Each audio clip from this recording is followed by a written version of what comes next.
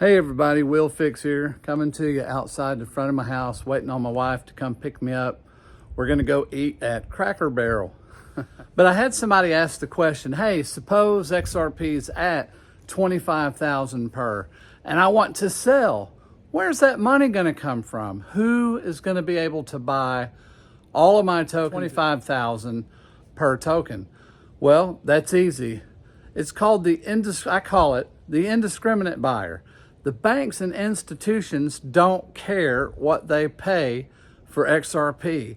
When it does shoot up to whatever price you want to say, 10,000, 25,000, and you're wanting to sell, when a bank walks up to the counter and says, hey, so to speak, hey, I want to move this $50 million, they don't even ask what the price of XRP is. They just push it in and send it to the address they want it to go to. 3 seconds later, somebody else on the other end is cashing it out. And there's hundreds of other banks doing this at the same time, talking about when the utility bull run starts. So banks don't care what the price is. They're not shopping the price. They're utilizing XRP to move the money. If you don't have a cold storage wallet, I suggest a decent wallet. They're unmatched in security. They've perfected the fingerprint technology to secure your assets the decent with the world's first biometrically secured cryptocurrency wallet. So what does that mean? That just means you can open up the application with your thumbprint instead of punching in your password. But if you lose your thumb, you can still punch in your password. So what else do they have? It also gives you the ability that you can download this application that syncs with the device. And then you have a very large screen that you can see all of your assets, all of your balances. It gives you also several abilities in there to exchange, swap, and purchase other cryptocurrencies. You'll find this a very valuable tool, and you'll enjoy this wallet. Use the link that's popping up in the top right of your screen now and purchase one, or the link that's in the description. Thank you. They're the ones that are going to drive the market and be able to cause us little holders with our tiny little bags, there's going to be a desperate need for XRP. So when we show up with our little bag, then it's going to be easy to be a part of the system because the banks and institutions will be using XRP irregardless of the price. They're just going to, we call it purchase XRP. They're going to just be utilizing it because they're not purchasing it to hold it. Remember, the rules won't let them hold but a little bit. They're getting it to use it. So your XRP will be needed at that time because, as you've seen in my other videos, there is a desperation that's going to be for XRP tokens. And I know if you haven't seen that video, you're going to reply to this. You're going to talk to me about the escrow accounts. You're going to talk to me about how many coins that is. You're going to talk about all that stuff. But you're not going to talk to me about the trillions of dollars that's going to be needed to be moved. And suddenly, banks at the same time are going to be needing to move the coins. So you're going to eat up the coins, because even if you had 50 billion coins, and they're worth $1, you could only move $50 billion. But again, the banks don't care about price. That's where your liquidity is going to come from. Look who I'm with. Hey everybody, glad to be with you, especially out here in southeastern Tennessee with the one and only Will Fix. So Maximus flew in from Arizona the other day, and we're going to hang out through the holidays. He's spending time. He's part of our family because we said so. We have claimed him in Jesus' name. Right back at you, brother. So we're hanging out. We've known each other for 20 years, and we thought we would talk about XRP liquidity for a little bit. We got a couple ideas, and neither one of them's right nor wrong, but I'm adding this video to one that I just shared, and so you'll probably hear some repeat stuff on that, but Max was wanting to talk about some stair stepping and some of the liquidity that might be with institutional money. So what are your thoughts on that? So you guys have seen some of Will's videos basically in regards to this theory of the stair step. You're literally seeing before your eyes that concept of a retail stair step. And what we mean by that basically is, it's like we've seen these price levels, everybody's saying, well, a lot of it had to do with the announcement of Gensler. Yeah, that helps a little bit, but you know, will it keep stair stepping? Well, my perspective is that's from a retail point of view. One of the things that Will and I discussed earlier was, you know, these giant liquidity pools. And I've also shared this theory over on my channel. And the way I look at it is there's a retail, liquidity pool. I like to refer to that as the shallow end. Years ago, I used to live in Oregon, and every summer I look forward to going down there and basically, cooling off and just enjoying the summer festivities. But the point is, there was a shallow end, right, that goes up to about roughly 5 feet, and there was a deep end. And in that deep end, not a lot of people at the deep end, let's face it, but that deep end went to about 15 feet. The point I'm trying to get across to everybody is this: retail hangs out at where? They hang out at that shallow end, and only goes so deep, if you will. But should we look at the market that way? People say that this 4-year cycle, we have a lot of that retail money there. Well, we're well over 3 trillion market cap, but it's something about when you look more into some of these institutions like BNY Mellon and Revolut and some of the big players, right? You know the names. It's like, are they just waiting on the sidelines? Are they literally at that deep end? When do they fully jump into that deep end? We talk about liquidity, no pun intended, on demand liquidity. Kind of look at it from the perspective, retail end is filled full of 80% in that water full of BTC, and a good amount is Ethereum, and a good amount of some of these other ones. But hear me out. On the other end, the deep end, the institutional pool is where I'm going with this. Well, are we just basically, I don't know, up to maybe our foot being deep? Because that's where the real smart money is at. And for me personally, moving forward, I look at like they're going to start filling out with a lot of institutional liquidity, basically, when we finally get that clarity. And if anything, full regulations. For me personally, it's 2025. But Will and I have been talking about this, and I kind of want some of your thoughts on that theory, because for me, I don't think I'm too far off on that. I also like to respect and hear other people's points of view. Yeah, I think institutional money, whenever it comes in, whenever we see clarity and institutional money starts coming in, the form that it's going to come in is basically like an institution. Of course, they're not doing this, but just for sake of discussion, they're walking up to the counter and they're going to say, "We're moving, $20 million," and they don't even care what the price is of XRP, because they're not going to own it. They're not waiting for it to gain value. They're going to use it as a vehicle to send it over to this wallet, and then that wallet's just going to cash it out. So it's cool to have an indiscriminate buyer when we're sitting here and we care about price. So all of the huge money is going to come in with the supply that's actually really limited. I've said in many videos talking about all the things that's eating up all of the coins. There's not 100 billion coins that's accessible for institutions to use. They're not accessible.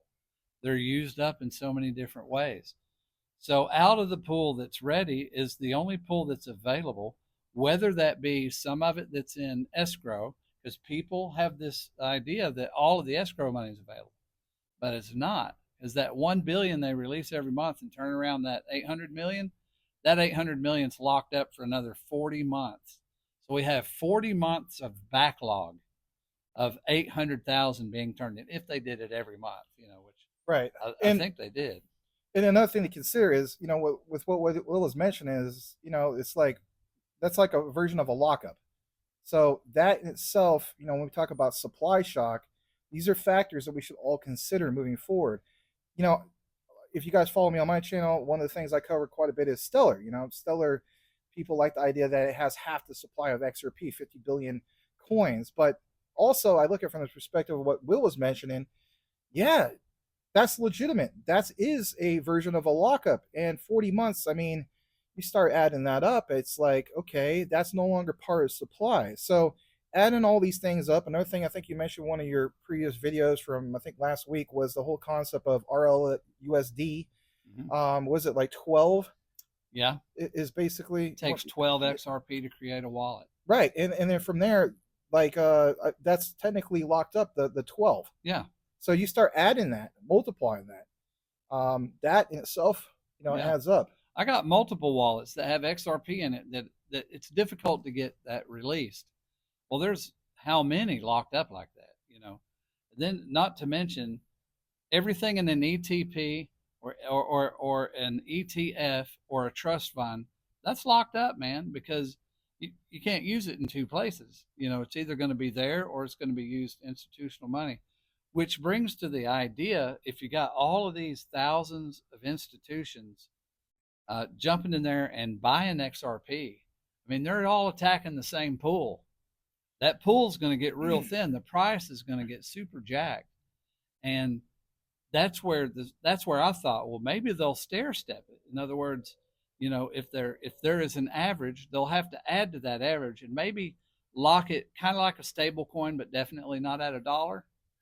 Right. It's not paid at $1, everybody. I mean, the World Bank has clearly said that, but yeah. But maybe they'll peg it at $25, because maybe maybe it'll take $15 or $20 to do it, for a while. And then as more money is being used, maybe they'll, move that peg up higher and higher so that there is a form of stability, some form of stability. Because I could only imagine, it's not going to be an exact steady flow from all institutions on a daily basis. There's going to be days that are going to have a tremendous volume because there'll be huge transactions, just as law of averages would say. So you'll have days that'll be enormous. Well, is the price going to fluctuate that much? We're going to have some form of either some kind of a shock absorber or something that will add stability.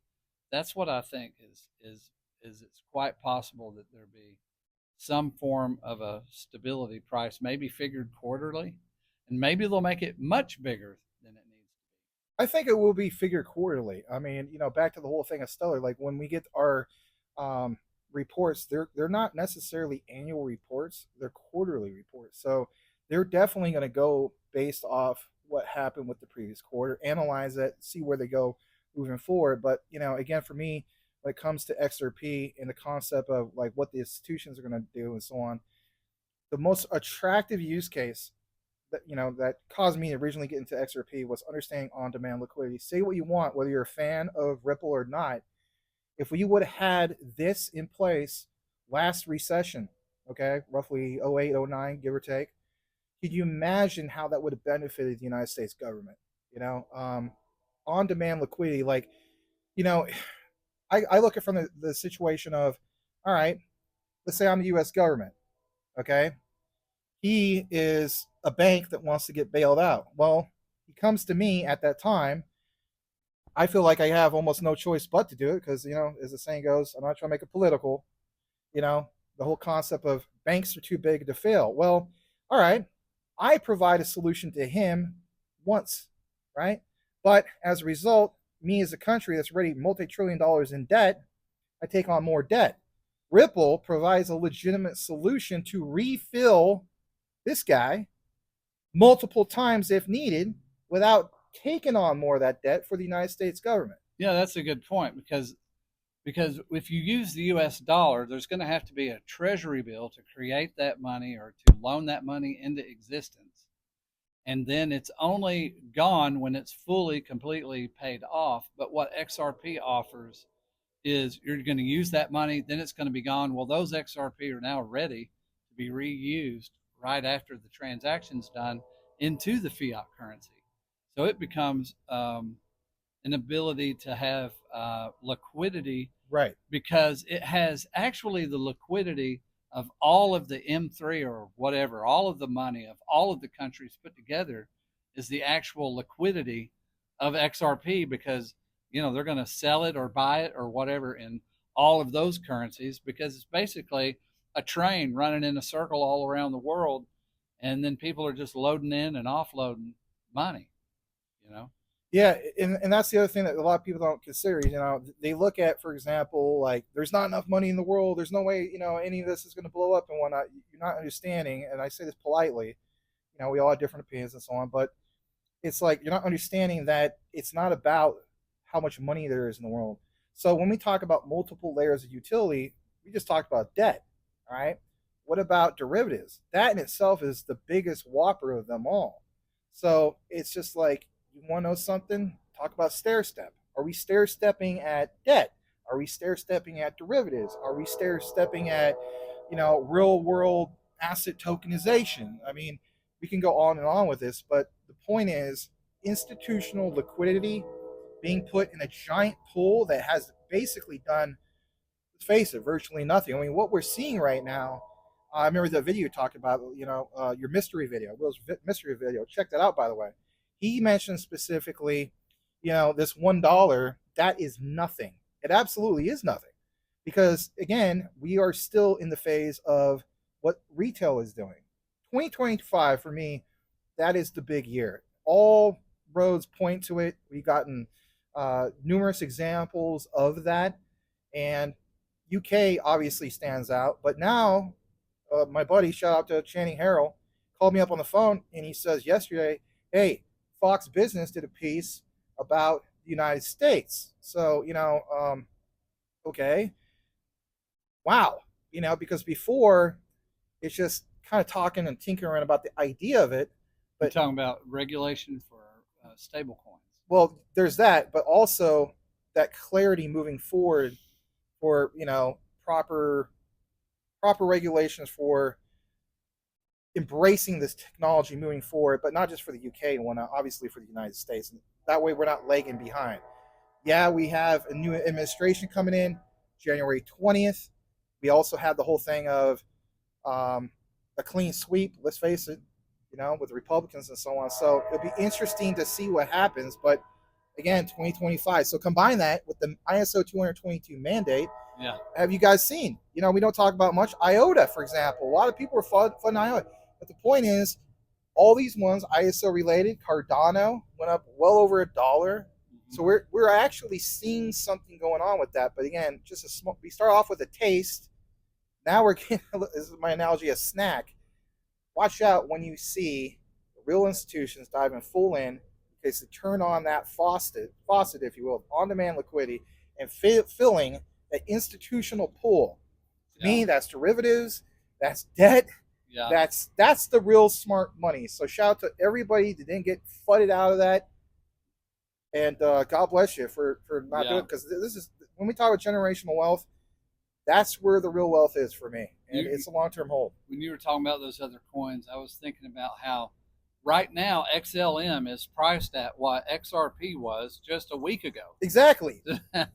So now it becomes the choice. It's $2 for $1.